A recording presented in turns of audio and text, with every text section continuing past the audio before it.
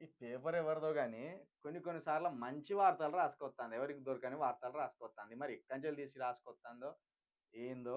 ఆమె పైనే ఆశలు. ఎమ్మెల్సీ కవితకు పార్టీ వర్కింగ్ ప్రెసిడెంట్ పదవి. ఇందుకు అధిష్టానం కూడా సుముఖంగా ఉన్నట్లు సంకేతాలు. త్వరలో పార్టీలో కీ రోల్ పోషించనున్న నేత. గొప్ప లీడర్ అవుతావంటూ కవితపై కేటీఆర్ వ్యాఖ్యలు. పార్టీ బలోపేతంపై లక్ష్యంగా అధిష్టానం అడుగులు. తెలంగాణలో లేడీ డైనమిక్ లీడర్ గా పేరొందిన ఎమ్మెల్సీ కల్వకుంట్ల కవిత బీఆర్ఎస్ పార్టీలో కీ రోల్ పోషించారనే డిమాండ్ క్రమంగా ఊపందుకుంటుంది. గత అసెంబ్లీ ఎన్నికల్లో ఓటమి పాలైన పార్టీ ఇటీవల జరిగిన పార్లమెంట్ ఎన్నికల్లో ఘోర పరాజయం చవిచూసింది. దీనికి తోడు జిల్లాల్లో ముఖ్య నేతలు అధికార కాంగ్రెస్ లోకి జంప్ అవుతున్నారు. వారిని బుజ్జగించే చర్యలు సత్ఫలితాలనివ్వడం లేదు. మరొక వైపు పార్టీ అధ్యక్షుడి హోదాలో కేసీఆర్ మౌనంగా ఉండడంతో పార్టీ ముఖ్య నేతలు మాట్లాడుతున్న మాటలు తరచూ వివాదాస్పదం అవుతున్నాయి. ఈ నేపథ్యంలో పార్టీకి పునర్జీవం పోసే నేత ఎవరనే చర్చ పొలిటికల్ సర్కిల్స్ లో జోరుగా జరుగుతుంది. తండ్రికి తగ్గ తనయగా తన పదునైన మాటల తూటలతో ప్రత్యర్థులను బెబ్బేలెత్తించగల కవిత పార్టీలో కీలక పాత్ర పోషించాలని మెజార్టీ కార్యకర్తలు కోరుకుంటున్నారు. కేటీఆర్ కామెంట్స్ పై చర్చ. ఇటీవల బీఆర్ఎస్ వర్కింగ్ ప్రెసిడెంట్ కేటీఆర్ తన సోదరి రాజకీయ భవిష్యత్తుపై చేసిన వ్యాఖ్యలు రాజకీయ వర్గాల్లో పెను దుమారం రేపాయి. జైలుకు వెళ్లి వచ్చిన వారు గొప్ప లీడర్లు అయ్యారంటూ కవిత కూడా భవిష్యత్తులో గొప్ప లీడర్ అవుతారని చేసిన కామెంట్స్ పై పెద్ద ఎత్తున చర్చ జరుగుతుంది. గొప్ప లీడర్ అంటే కేటీఆర్ దృష్టిలో సీఎం పదవా లేక ఇంకేమైనా పదవులను దృష్టిలో పెట్టుకొని అన్నారా అనే చర్చ పార్టీ నేతలు ఆమె అభిమానుల్లో జరుగుతుంది. కాగా గతంలో జరిగిన ఘటనలు కూడా ఇందుకు ఉదాహరణగా చూపిస్తున్నారు, గుర్తు చేస్తున్నారు. నిజానికి ఈ బీఆర్ఎస్ పార్టీలో నమ్మకమైన లీడర్ ఎవరైనా ఉన్నారంటే ఈ కవితనేనాట. ఎందుకంటే కేటీఆర్కు 100 సార్లు ఫోన్ చేసినా కేటీఆర్ లిఫ్ట్ చేయడట. ఇక హరీష్ రావు అయితే పైకి చూడడానికి ట్రబుల్ షూటరు, ఆ షూటరు, ఈ షూటరు అంటారు కదా.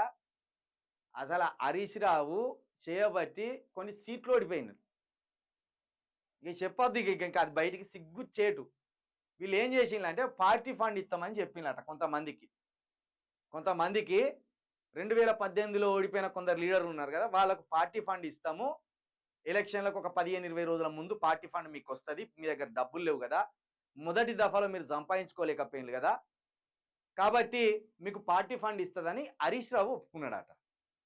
ఇక రేపు పోలింగ్ అనే వరకు కూడా 100 సార్లు ఫోన్ చేస్తే ఫోన్లు లిఫ్ట్ చేయలేదు.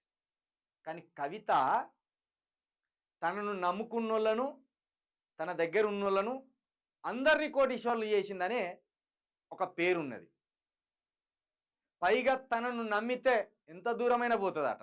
ఇది బయటికి రాలేదు కానీ కవితను నమ్మిన వాళ్ళు ఎవ్వరు చెడిపోలేదట. పైగా ఇంకొకటి, నిజామాబాద్ జిల్లాలో ఉన్న హాస్పిటల్స్లో ఇప్పటికి కూడా స్టిల్ మరి పెడుతున్నారా లేదా తెలియదు కానీ ఈమె ఎంపీగా ఉన్నప్పుడు, ఈమె ఎమ్మెల్సీగా అక్కడ బయట ఉన్నంత కాలం ప్రతి దవాఖానలో తిండి పెడుతున్నదట పేషెంట్స్కి. ప్రతి ఆసుపత్రిలో ఈమె సొంత డబ్బులతోటి ఇదే వ్యాధిగ్రస్తులకు పేషెంట్స్కి తిండి పెడుతున్నదట. ఇక ఆమె నమ్ముకున్న వాళ్ళు ఒక్కొక్కడు అందరు కోటీశ్వర్లు అయిపోయినారు. ఒక్కసారి కవిత అభయం ఇచ్చిందంటే ఇక పని అయిపోయినట్టేనాట. అందుకే ఈ జగిత్యాల ఎమ్మెల్యే సంజయ్ ఉన్నాడు చూడు, ఆడు వద్దని పార్టీ అంత పట్టుబట్టినా కూడా దగ్గరుండి టికెట్ ఇప్పించి గెలిపించిందట. ఈ కేటీఆర్, హరీష్ రావు కార్యకర్తలకు నమ్మకం కలిగిస్తలేరు. మనం అందరం పైకి వీళ్ళు సూపర్ లీడర్స్ అనుకుంటున్నాం, బంపర్ లీడర్స్ అనుకున్నామనే కాదు, లోపల పార్టీలో మాట్లాడుకునేది ఏంటంటే కవిత ది బెస్ట్ లీడర్. కవిత అందరిని కలుపుకపోతుంది. ఒక్కసారి తనకు నమ్మకం కలిగిందంటే, లేదా ఒకసారి తన మాట ఇచ్చిందంటే ఆ మాట కట్టుబడి ఉంటుందనే ఒక చర్చ ఈ పార్టీలో జరుగుతుంది. ఇంకోటి కూడా అంటాను, ఇప్పుడు అసెంబ్లీ ఎన్నికలంటే కేసీఆర్ ముఖం మీదనే జరిగినాయి కాబట్టి 39 సీట్లు వచ్చినాయి. ఈ ఎంపీ సీట్లు కేటీఆర్ ఫేస్ మీద, హరీష్ రావు ఫేస్ మీద జరిగింది. ఒక్కటి కూడా గెలుచుకోలేకపోయింది. కాబట్టి లీడర్ను కూడా మార్చవలసిందే. ఇంకోటి, బీజేపీ ఎంత భయంకరమైన కుట్రపూరితంగా మనం అరెస్ట్ చేసింది. రాష్ట్రం మీద బీఆర్ఎస్ ను ఖతం చేయాలని ఎంత భయంకరమైన కుట్ర జరుగుతున్నదని ఈమెకే ఎక్కువ తెలుసు. ఎందుకంటే ఈమె అరెస్ట్ అయింది కదా. అరెస్ట్ అయింది, ఈమెను ఎట్లా అరెస్ట్ చేసింది అనేది ఈమెకు మాత్రమే తెలుసు.